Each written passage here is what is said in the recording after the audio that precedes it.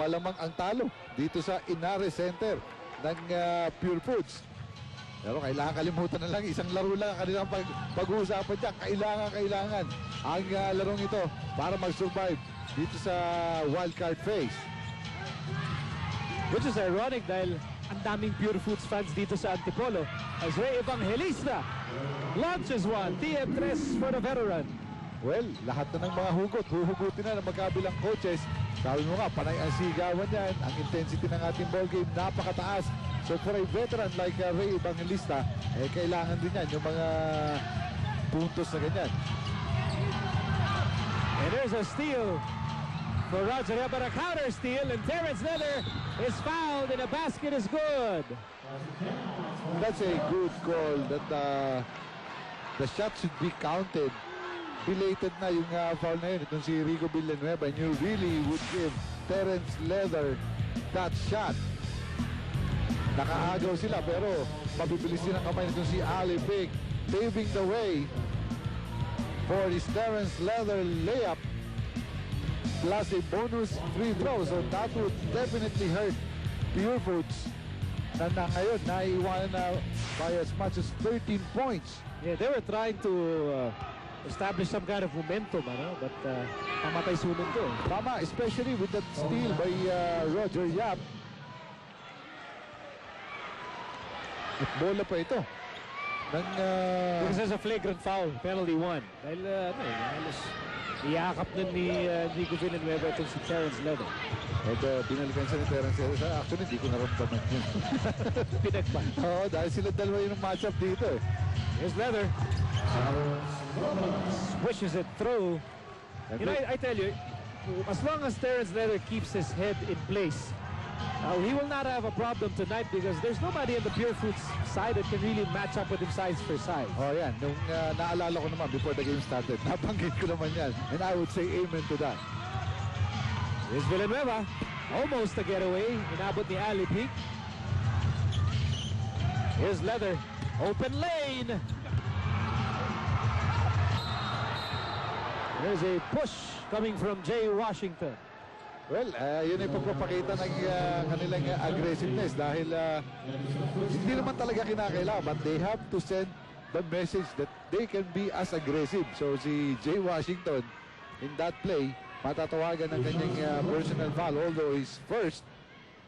But both teams are now in the penalty.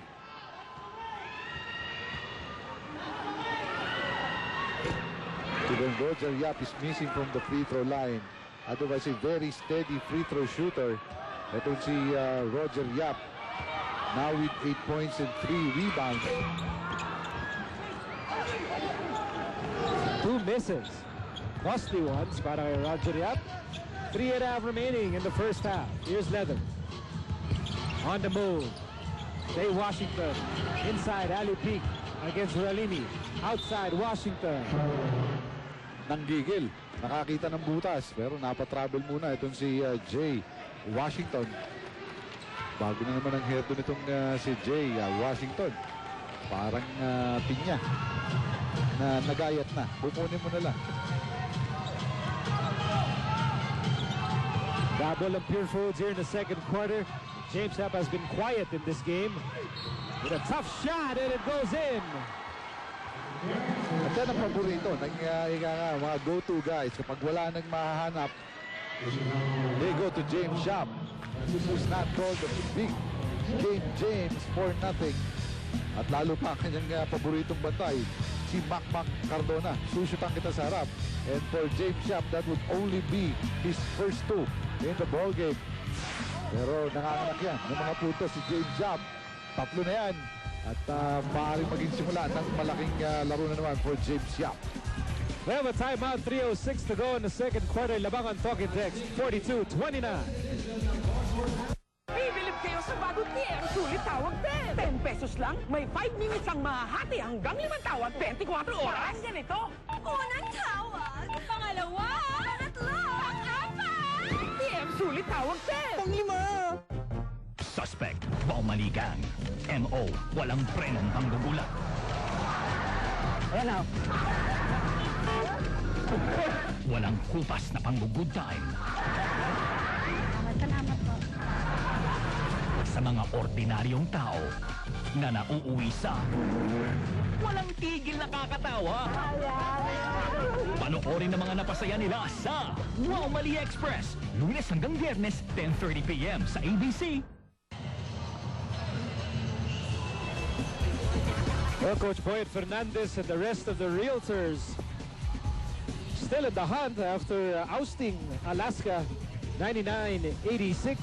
What a game for the Ninja. Joseph Yo, Career high, 27. 27 points. At ito, naku, babalik na naman po tayo sa ating playoffs picture. Nanalo na yung Santa Lucia over Alaska. Ito pong laban natin, Talk and Text versus Pure Foods. Ay ang mananalo, lalaban ng po Santa Lucia. At ang mananalo, maglalaban sa Biyernes. At ang mananalo po sa laban natin sa Biyernes, makakaharap ang Barangay Ginebra for the quarterfinal matchup. Ang kabilang quarterfinal matchup, Coca-Cola and Magnolia. Ang mananalo sa Coca-Cola at Magnolia, makakalaban ng Air 21. Ang mananalo sa Ginebra at winner ng wildcard phase, Red Bull naman ang makakatapat sa semis. Napakalina.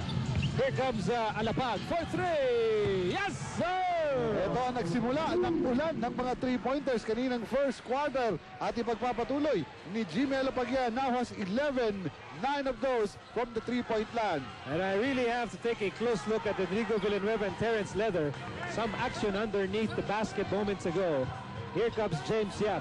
James Yap on the move, fires, no go. Alipi quickly to Cardona. Cardona over to Alapag. Open shot once again. Not that time. Well, ordinarily, Jimmy Alapag would not take that, but he's very much open. What about Ray Evangelista? Dalawa na yun, na 3-pointer for Ray Evangelista from the very same side dito sa may kanang bahagi ng kanilang front court. PM3 na naman for the grizzled veteran. Trying to keep Pure Foods in the game. Tough shot for Terrence Leather against a triple team. Here comes James Yap. 13 points ang inaabot ng Pure Foods and a magical shot for James. But it won't drop. Bola ng Pure Foods ayon kay referee Noel Kilinge. But kahit tumatakbo na ang Pure Foods and even with James Yap trying to finish that fast break, dalawang malalaking defenders ng Phone Pals ang handang sumalubong, making James Yap adjust his shot. Under 2 minutes to go in the second period. Israelini, as we just found out, is not really 100%. That shot completely missed the hoop. Here comes Alapag. And Alapag will slow things down with a minute and a half to go in the second quarter. Alapag. Leather from the corner.